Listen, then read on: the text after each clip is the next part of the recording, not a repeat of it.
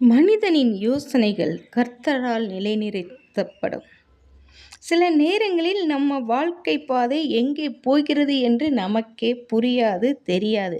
ஒரு முடிவு எடுக்கும் போது கூட இது சரியா என்று நமக்குள் குழப்பங்கள் தோன்றும்.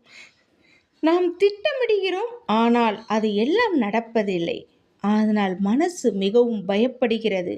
ஆனாலும் ஒரு உண்மை கேள் எனக்கன்பான சகோதரனே, சகோதரியே, நீ ஒன்றும் தனியாக நடக்கவில்லை. நீ எடுக்கும் ஒவ்வொரு அடியையும் தேவன் கவனித்து கொண்டிருக்கிறார்.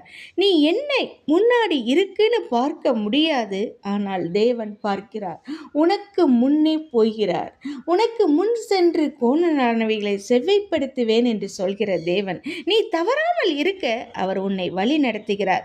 சில நேரம் அதை மெதுவாக நடத்துவார், சில நேரம் நிறுத்துவார், சில நேரம் திசை மாற்றுவார்.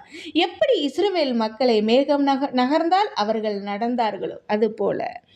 ஆனால் எல்லாமே ஒரு காரணத்திற்காக.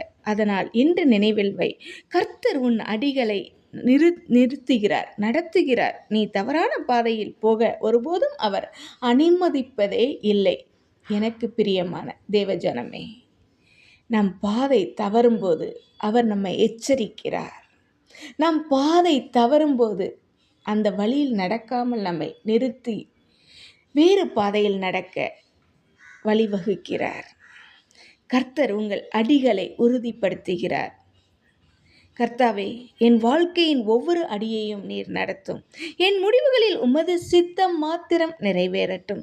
நான் நடக்க வேண்டிய பாதையிலே என்னை வழி நடத்தும். இயேசுவின் நாமத்தில் ஜெபிக்கிறோம் ஜீவனுள்ள நல்ல தகப்பனே, ஆமேன்.